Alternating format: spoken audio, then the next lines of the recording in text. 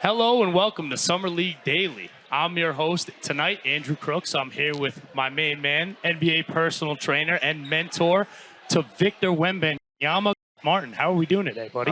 It's going good, man. I appreciate you guys having me.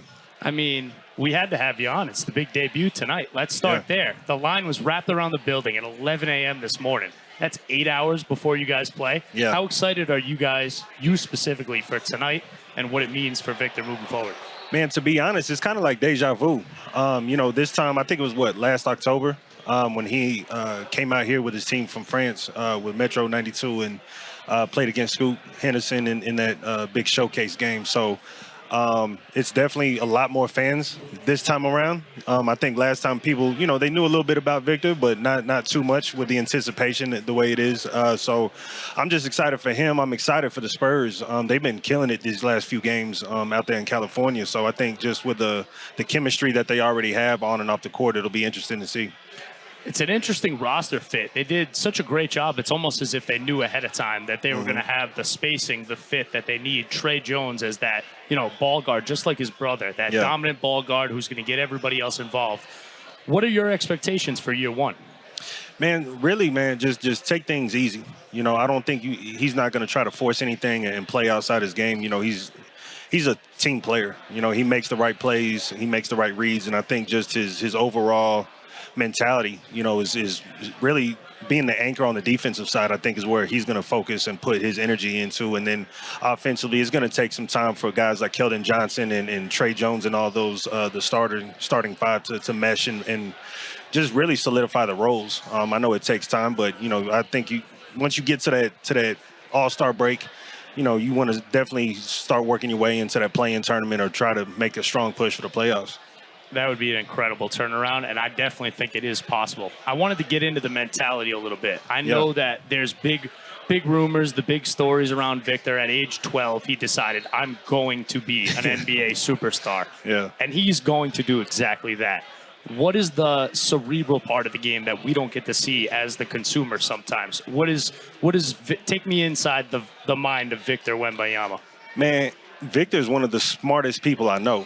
You take basketball away, he's extremely intelligent. And, we always talk a lot about chess, thinking, 2 or 3 steps ahead before the actual play happens. And so his overall acumen in terms of his approach, he's very prepared, well prepared. He watches a lot of film, asks a lot of questions.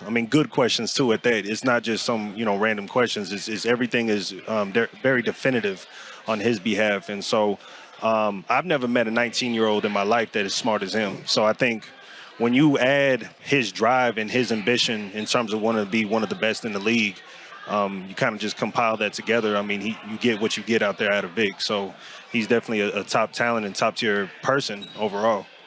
So when you look to mold a top-tier talent, a top-tier person like that, how much of a back and forth is there as far as workout regimen go, right? Yeah. So obviously there's a million different molds of center in today's NBA. When you guys look to build Victor's workout plan, are you looking at more of a KD style? Is it you two collaborating together? What does he want out of that?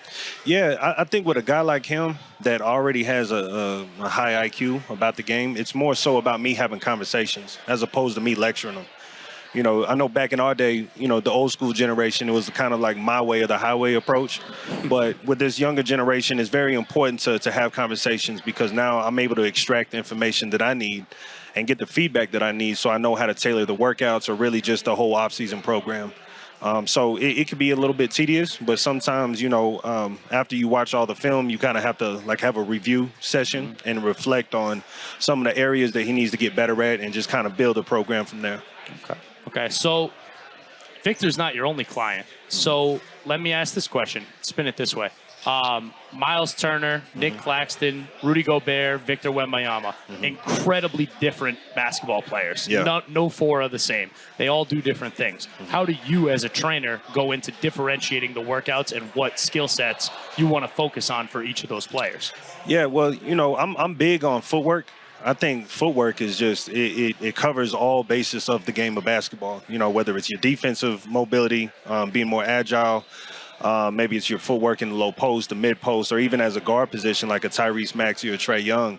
Your footwork has to be superior than everybody else's. That's what's going to allow these angles to be created and allow you to be a better playmaker. And I think that's something that I try to cover across the board with all my players is how do we become a better player all the way around, not just a specific scorer or what have you. So it definitely takes some time to have those conversations and to see what works for not just myself, but also for the player on what they're, what they want to work on too. You got to take that in consideration when you're dealing with guys on this level.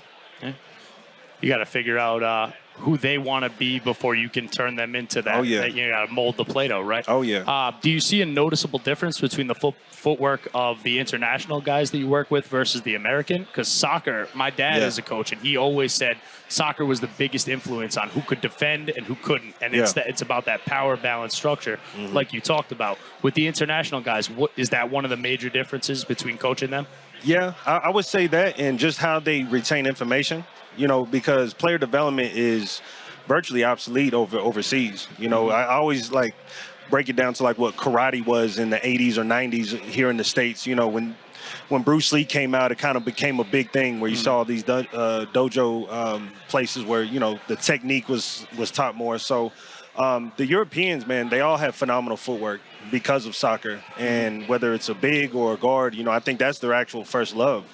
Coming into any sport is soccer. So when you're able to have that coordination, that's a strong foundation to build off of. It all just goes hand in hand, right? Yeah, man. So I'm going to keep it on international. I got one more. So aside from your personal trainer work, you are actually the head of basketball ops at Li Ning and Way of Wade.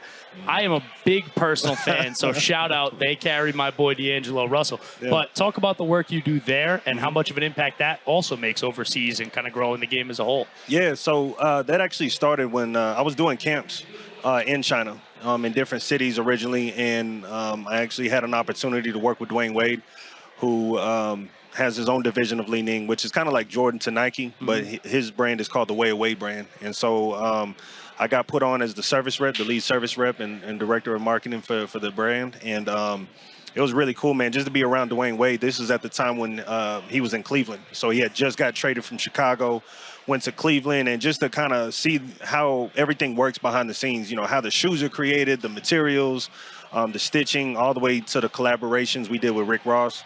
Those are sweet. Yeah, man. Those are sweet.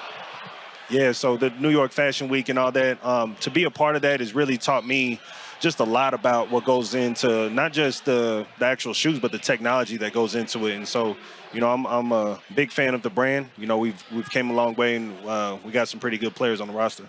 I definitely love wearing them, and you've done some great work across the board, and you really are a basketball savant. I love it. Man. You got so many different avenues in the cookie cutter. Yeah, thank you, man. Thank you so much for coming on. Good luck tonight. We loved having you. Yeah, no, thank you for having me. All right. And that's it for this interview for Summer League Daily. We'll see you next time.